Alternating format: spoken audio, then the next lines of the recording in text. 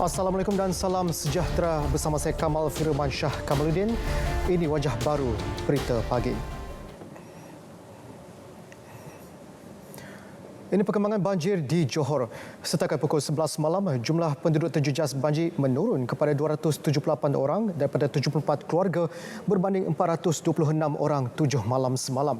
Eksku Kesihatan dan Alam Sekitar R. Vidyanadan berkata, 6 pusat pemindahan sementara PPS masih dibuka di 3 buah daerah terjejas. Penduduk terjejas banjir di Muar berkurangan kepada 150 orang daripada 41 keluarga di 3 PPS. 2 PPS dibuka di Batu Pahat yang menempatkan 114 orang daripada 29 keluarga. Manakala Pontian pula kekal seramai 14 orang daripada 4 keluarga di sebuah PPS.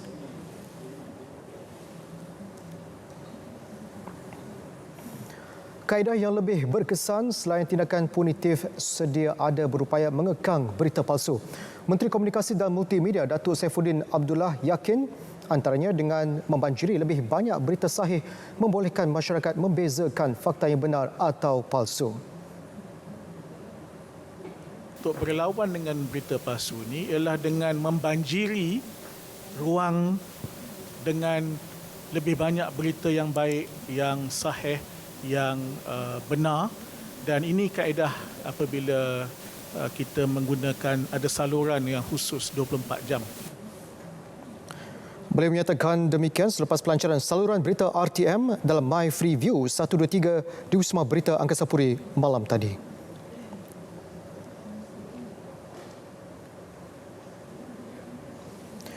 Terdahulu, Datuk Saifuddin membuat lawatan kerja rasmi ke RTM di Angkasa Puri. Ketiban beliau disambut Ketua Pengarah Penyiaran Nur Yahati Awang. Turut hadir Timbalan Menteri Datuk Zahidi Zainul Abidin dan Ketua Setiausaha Kementerian Komunikasi dan Multimedia Datuk Suryani Ahmad. Dalam lawatan ini, Datuk Saifuddin meluangkan masa hampir sejam mendengar taklimat mengenai keseluruhan operasi RTM oleh pengurusan tertinggi. Beliau turut melawat Wisma TV RTM dan Pusat Siaran Antarabangsa IBC. Ini merupakan lawatan kerja rasmi pertama Datuk Saifuddin ke RTM sejak memulakan tugas rasmi sebagai Menteri Mac lalu. RTM terus melakar sejarah. Saluran berita RTM yang dilancarkan semalam sekaligus menjadi saluran kelima stesen perintis ini selepas TV1, TV2, TV OK dan RTM Sports. Menurut Ketua Pengarah Penyiaran Nur Yahati Awang, saluran berita RTM kini menjadi platform untuk RTM menyampaikan maklumat dengan lebih meluas setelah 2 tahun melalui tempoh percubaan. Saluran berita RTM dengan 25 slot berita dan 12 program bicara dilancar tepat pada masanya dalam situasi negara menghadapi pandemik COVID-19 yang amat menuntut penyaluran maklumat sahih.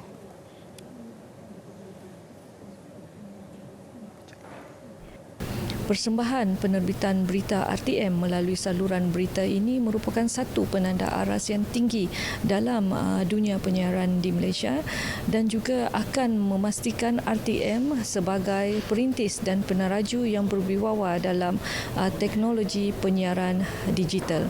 Sekaligus akan mampu menjadi jenama utama yang dibanggakan bagi meletakkan saluran berita RTM agar setanding dengan saluran berita antarabangsa yang lain, dan saya percaya ini adalah sesuatu yang amat membanggakan bagi negara kita di Malaysia ini. Saluran berita RTM boleh diakses menerusi My Freeview 123 selain di saluran TV1 dan TV2. Kementerian Pembangunan Wanita, Keluarga dan Masyarakat KPWKM akan terus menyalurkan bantuan kepada golongan sasar dengan merangka program bantuan yang tidak bersifat one-off tetapi program rintis dan dipantau agar dapat memberi pulangan kepada kumpulan sasar yang terlibat. Demikian dinyatakan Menterinya Datuk Seri Rina Muhammad Harun.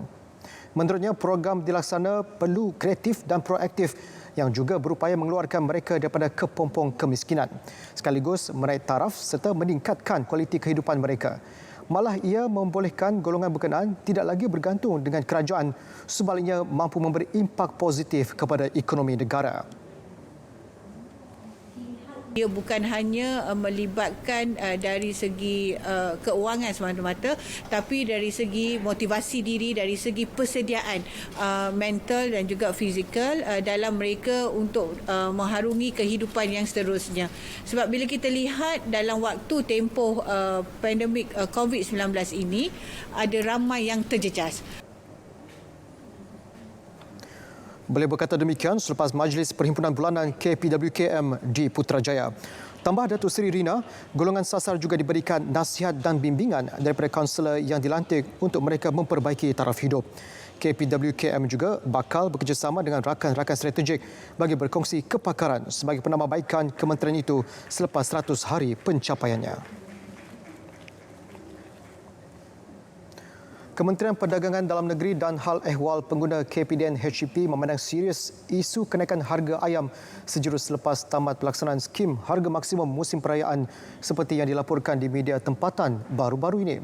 Menterinya Datuk Alexander Nanta Ligi berkata, kementerian juga sentiasa mendapatkan data terkini di mana pengurusan tertinggi sendiri turun padang untuk mendapatkan input dari peniaga dan pengguna yang ditemui di lapangan. Menurut satu kenyataan, KPDN HEP telah mengadakan sesi libat urus dengan 5 syarikat peternak ayam baru-baru ini untuk mendapatkan pandangan yang mempengaruhi harga ayam di pasaran terkini. Pada masa sama, 2,300 pegawai penguat kuasa digerakkan bagi memantau dan memeriksa premis perniagaan termasuk bekalan dan harga ayam di kedai runcit, pasar awam dan pasar raya serta bertindak melalui aduan pengguna. Jelas Datuk Alexander Nanta, pihaknya juga menggerakkan lebih 1,000 pemantau harga yang mengumpul harga barangan asas termasuk ayam setiap hari di seluruh negara. Daftar harga tersebut boleh diperolehi menerusi aplikasi Price Catcher.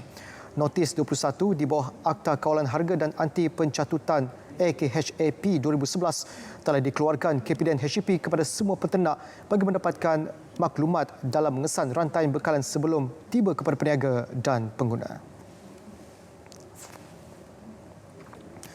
Bekas Ketua Pegawai Eksekutif CEO Yayasan Berpangkat Datuk ditahan Suruhanjaya Pencegahan Rasuah Malaysia SPRM selepas disyaki menyalahguna kedudukan serta jawatan dengan melantik syarikat miliknya bagi program kayuhan pada 2016. Suspek berusia 60-an itu yang juga bergelar Profesor ditahan pada 10.30 pagi di Pejabat SPRM Wilayah Persekutuan Putrajaya. Pengarah SPRM Wilayah Persekutuan Putrajaya, Ketua Penolong Kanan Pesuruhjaya Hasbillah Muhammad Saleh ketika dihubungi mengesahkan penahanan dibuat mengikut Seksyen 23 Akta SPRM 2009. Suspek ketika berkhidmat sebagai CEO Yayasan berkenaan telah melantik syarikat miliknya sebagai rakan strategik bagi menganjurkan sebuah program kayuhan di utara tanah air dengan kos melebihi RM150,000. Suspek kemudian dibenarkan diikat jamin dengan seorang penjamin berjumlah RM10,000. Baik, prosedur operasi standard SOP juga protokol kesihatan rakyat Malaysia dan Singapura merupakan tumpuan perbincangan mengenai pembukaan semula sepadan kedua-dua negara. Menteri Luar Datuk Seri Syamuddin Tun Hussein ketika memberi jaminan turut menyatakan langkah berhati-hati yang diambil bagi memastikan pergerakan awam lancar dan selamat. So I'm quite positive. Of course, there will be people who will look at it negatively, but they're not involved in the negotiations. They don't know what I'm discussing with the Foreign Minister of Singapore. So they can say what they like, but as long as we can assure the Malaysian and the Singaporean people that all the necessary safeguards are being taken into account and that we are responsible in the way we conduct these relations and the opening up. Kenyataan Datuk Seri Syamuddin sebagai mengulas pandangan bekas diplomat Singapura bila hari kausikan mengenai pembukaan semula sempadan Malaysia-Singapura pasca COVID-19. Bila hari yang juga merupakan pengerusi Institut Timur Tengah di Universiti Nasional Singapura sebelum ini memuat naik di laman Facebook miliknya dengan menyokong kenyataan Menteri Luar Singapura Vivian yang tidak bersetuju dengan pembukaan sempadan kedua-dua negara tanpa sekatan.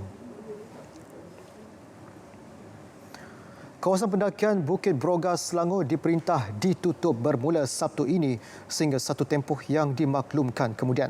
Ketua Pengarah Kesihatan Datuk Dr. Nur Hisham Abdullah dalam kenyataannya memaklumkan keputusan itu dibuat selepas terdapat laporan bahawa tiada pematuhan prosedur operasi standard SOP yang dilaksanakan di kawasan berkenaan.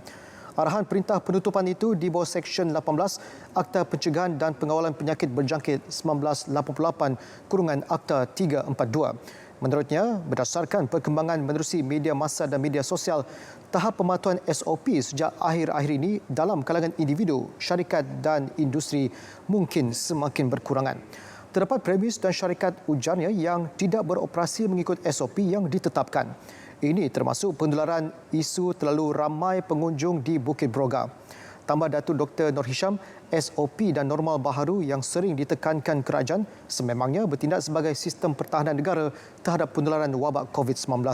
Justru beliau menyeru orang ramai supaya tidak alpa dan mengambil mudah terhadap pematuhan yang telah ditetapkan. Warga negara asing dibenarkan masuk ke Malaysia bagi tujuan perubatan. Bagaimanapun jelas Menteri Kanan Keselamatan Datuk Seri Ismail Sabri Yaakob, kebenaran hanya melibatkan individu yang mempunyai masalah kesihatan yang serius. Kebenaran bagi fasa pertama ini hanya melibatkan perjalanan udara ke Malaysia dengan seorang penjaga dibenar untuk dibawa bersama. Manakala bagi pesakit bawah umur 12 tahun, mereka dibenarkan untuk membawa 2 orang penjaga. Datuk Seri Ismail Sabri dalam kenyataan menjelaskan keputusan dibuat hasil mesyuarat khas menteri-menteri mengenai pelaksanaan PKP. Ketika ini hanya kes evakuasi perubatan melibatkan pesakit kritikal yang memerlukan rawatan di unit rawatan rapi ICU atau unit dependensi tinggi HDU sahaja dibenarkan. Warga asing terlibat juga perlu mendapatkan surat janji temu daripada hospital yang berdaftar dengan Majlis Pelancongan Kesihatan Malaysia. Dan berikut status terkini COVID-19 dalam negara diikuti data kes positif harian mengikut negeri-negeri setakat 12.5 hari semalam. Saksikan.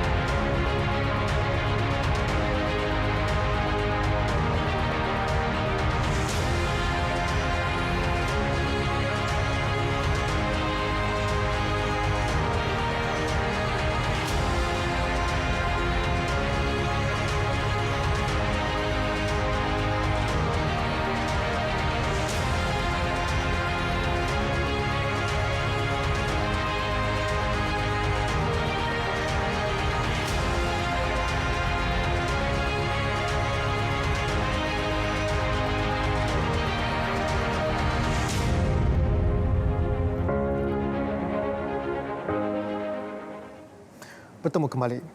Hospital yang dahulunya dikenali sebagai IIUM Medical Center kini bertukar nama menjadi Sultan Ahmad Shah Medical Center at IIUM berkuat kuasa 18 Mac lalu.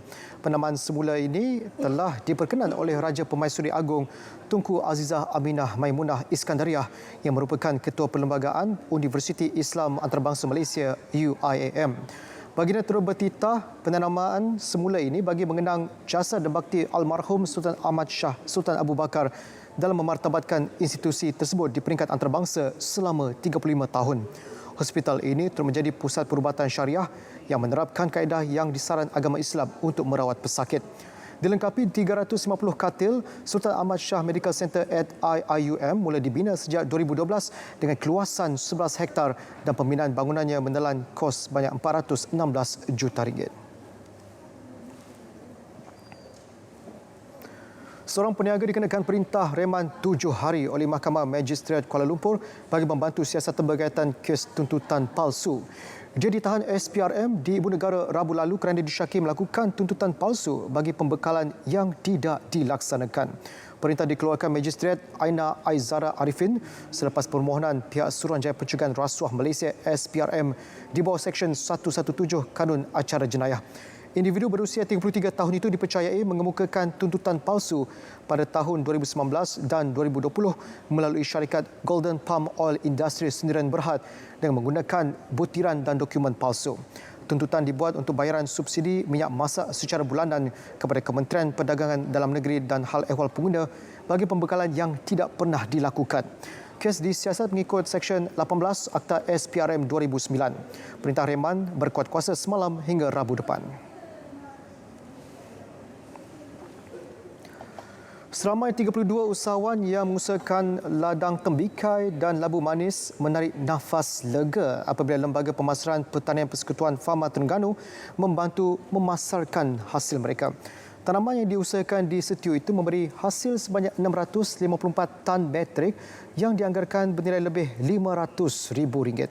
Bantuan dalam bentuk perjanjian jual beli buah tembikai dan labu manis dilakukan bagi mengatasi masalah lambakan serta harga tembikai yang tidak menentu selepas tempoh Perintah Kawalan Pergerakan PKP baru-baru ini.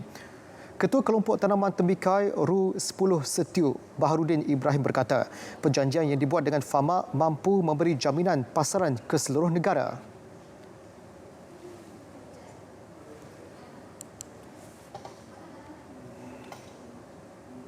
Patut sini saya bubur benih 20 hari bulan 3. Tapi PKP ni saya lanjut tanah bulan 5 lah.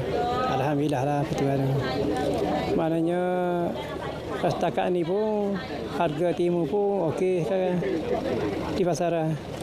Tak ada tembikai sekarang sini ya keluar. Beliau ditemui pada majlis menandatangani perjanjian jual beli antara Fama dengan usahawan ladang kontrak MOA Negeri Terengganu.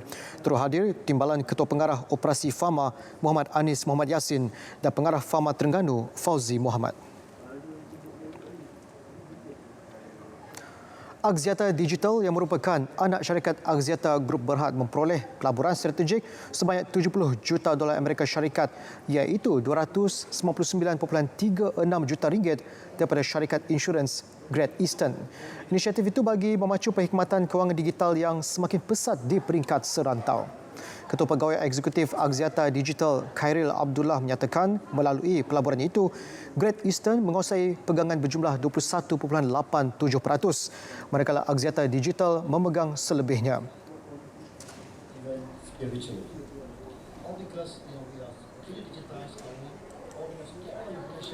Great Eastern comes with, sort of a deep understanding of the local market, given the strong history and the strong presence in the markets that we serve, especially in the life area. And so this is the segment that we do want to kind of spend a lot of time co-creating products with Great Eastern.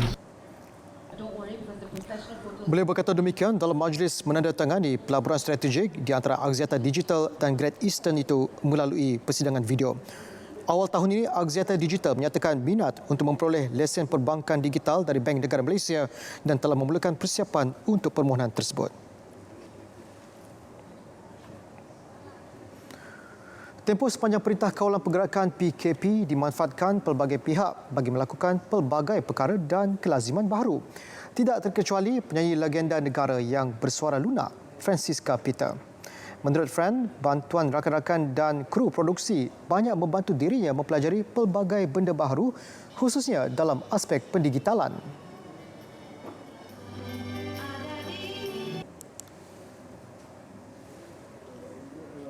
Saya kena belajar banyak sebab nyanyi kat rumah, and then ada juga private projects juga yang kita kena buat nyanyi kat rumah. I kena jadi soundman, lighting girl, makeup, kena cari location, background, kena plan, all these things, I kena belajar. So that's the positive side. Dalam pada itu, Fran juga menyarankan kepada para peminatnya supaya terus menyokong seranan kerajaan dalam membantu memulihkan semula ekonomi negara. Kita dengar cerita dekat luar negeri, make your country great again. So when you want to talk about charity, yang lama punya ini adalah satu phrase yang kata charity begins at home. So kalau kita nak tolong, we must start at home. So we help each other here. Friend ditemui ketika rakaman konsert minggu ini dalam suasana normal baharu tanpa kehadiran penonton di Angkasa Puri. Inilah Continuous. Inilah Continuous. Inilah Continuous. Inilah Continuous. Inilah Continuous. Inilah Continuous. Inilah Continuous. Berjalan lancar tanpa insiden yang boleh mengganggu ketenteraman awak. Daripada tayara ke kembali. Continuous. Bergerak seiring masa. Continuous. Melangkaui generasi. Berganti teknologi. Continuous. Dari konti radio kini ke paparan visual. Continuous. Toleikaci Long, Samuga Wudagan Galilo. Continuous. Bringing you the latest local news and foreign stories. Continuous. 预计我目前的透过各种语言和方言 Continuous. Berperkenaan ke mana Ramon? Gini ni Lamal. Continuous. Penyalur maklumat utama Malaysia. Inilah Continuous. Berita radio anda. Inilah Continuous. Berita radio anda. Continuous.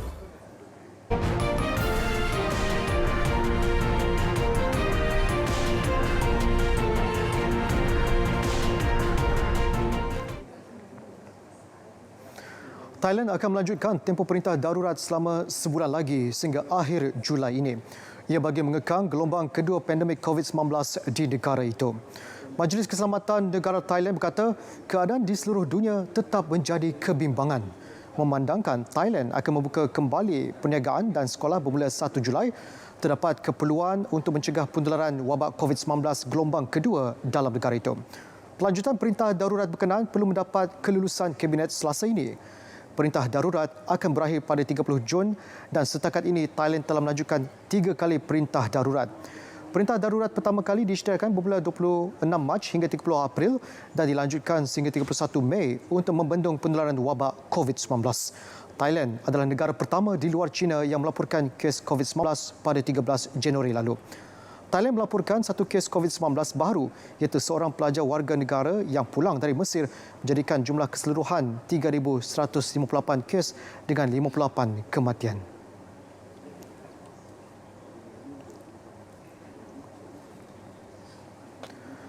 Kadar jangkitan COVID-19 di Eropah meningkat mendadak sejak negara-negara di rantau itu melonggarkan sekatan bagi mengekang penularan virus tersebut. Pertubuhan Kesihatan Sedunia WHO menyatakan minggu lalu Eropah menunjukkan peningkatan kes mingguan untuk pertama kali dalam beberapa bulan. Penularan pantas menyebabkan lonjakan yang sangat ketara dan jika dibiarkan akan mengancam negara-negara di Eropah sekali lagi. Jerman yang mula melonggarkan sukatan 7 minggu lalu adalah antara negara terjejas teruk manakala Portugal mengenakan sukatan baharu. Jerman menguatkuasa semula perintah berkurung terhadap lebih 600,000 orang di dua negeri di barat negara itu selepas penularan tercetus di rumah sembelihan yang menjangkiti lebih 1,500 orang. Poland, Jerman dan Sepanyol telah mengambil tindakan pantas mengekang penularan wabak di sekolah, lombong arang batu dan premis pengeluaran makanan sejak beberapa minggu lalu. Tarikan utama Bandar Raya Paris, Menara Eiffel dibuka semula pada Khamis selepas ditutup sejak 3 bulan akibat COVID-19. Bagaimanapun sebelum 1 Julai, pengunjung dibenarkan menaiki menara berkenaan hanya dengan menggunakan tangga. Pengunjung tidak boleh menggunakan lift bagi memastikan penjarakan sosial untuk mengurangkan risiko jangkitan. Buat masa ini, tingkat paling atas di menara itu masih ditutup kepada pengunjung. Penutupan menara tersebut sebelum ini adalah paling lama sejak Perang Dunia Kedua. Apabila dibuka semula, pihak pengurusan mewajibkan semua pengunjung memakai pelitup muka. Pengunjung dibenarkan melawat mulai jam 10 pagi dan ia simbolik pembukaan semula pelancongan di negara itu. Menara Eiffel dibina pada 1889 menerima 7 juta pengunjung setiap tahun dengan sebahagian besarnya pelancong luar negara. Perancis antara negara tumpuan pelancong telah terjejas teruk akibat COVID-19. Dengan sistem aplikasi MES 999, bantuan kecemasan kini lebih mudah. SafeMe 999 Polis menghubungkan seluruh rakyat Malaysia kepada pihak polis. SafeMe 999 Deaf untuk golongan kurang upaya pendengaran dan pertuturan. Dan SafeMe 999 Blind untuk golongan kurang upaya penglihatan. Muat turun secara percuma melalui telefon pintar anda. MES dan aplikasi 999 memudahkan panggilan kecemasan.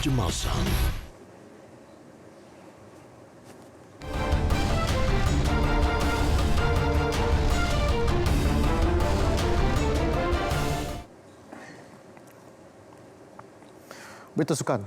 Pasukan Kedah FS semalam memulakan latihan tanpa sentuhan yang dijalankan secara 3 sesi latihan dengan setiap sesi melibatkan 10 pemain dan 4 jurulatih di atas padang. Pemain-pemain dan barisan kejurulatihan mengikuti prosedur operasi standard SOP ketat bagi memastikan latihan fasa 1 ini mematuhi peraturan yang dibenarkan oleh Malaysian Football League MFL. Selain dari pematuhan venue tertutup di Stadium Darul Aman, pasukan perlu menyediakan laluan khas masuk dan keluar ke stadium selain melakukan pemeriksaan suhu, pendaftaran nama individu yang terlibat selain memakai topeng muka sebelum dan selepas latihan serta mengamalkan penjarakan sosial. Selepas 3 bulan tempoh Perintah Kawal Pergerakan PKP dilaksanakan, ini merupakan latihan pertama buat skuad Lang Merah bagi persediaan menjelang kembali bersambungnya Liga. Skuad kendalian Aidil Syarin Sahak sebelum ini mendapat surat kelulusan daripada MFL pada Selasa lalu berdasarkan semakan terhadap dokumen yang diserahkan oleh KFA yang telah mematuhi segala SOP yang ditetapkan. Projek sakit Sekolah Sukan Perlis bernilai RM140 juta yang terbengkalai sejak 8 tahun lalu akan diteruskan. Prosedur pemilihan kontraktor juga akan diberi keutamaan kepada kontraktor yang layak. Sekolah sukan berkenaan sepatutnya mengikut jadual sudah siap sehingga 56% namun terbengkalai di peringkat awal pembinaan. Timbalan Menteri Pendidikan 2 Muslimin Yahya berkata proses tender semula akan dilakukan secepat mungkin. Dekat Kementerian Pendidikan, kita serius sangat untuk memastikan bahawa sekolah sukan itu akan dapat dilaksanakan dan ditempuhkan. Itu sebabnya kita antara kriteria pemilihan syarikat kali ini, kita memilih syarikat yang ada 4 bintang. Penerapan 4 bintang itu bukan datang daripada kita. Biasanya datang daripada JKR dan sebagainya. Kan? CIDB dan sebagainya. Jadi kalau anda kata syarikat itu memang ada penerapan tersebut, kita akan memberi keutamaan. Beliau menjelaskannya pada sidang media di Sekolah Menengah Kebangsaan Syed Hassan di Kangar sempena lawatan kerjanya ke Perlis. Terdahulu beliau melawat 4 buah sekolah di Perlis bagi meninjau persediaan pembukaan semula sekolah serta pematuhan keselamatan yang telah digariskan.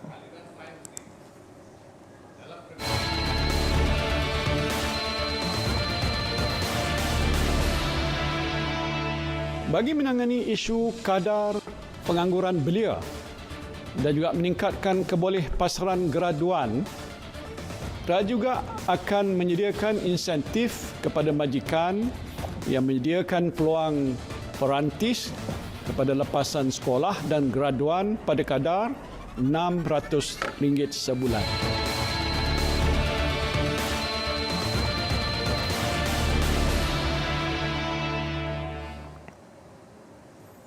Baik, sekian berita pagi. Saya Kamal Firmansyah Kamaluddin dengan itu. Assalamualaikum dan salam sejahtera.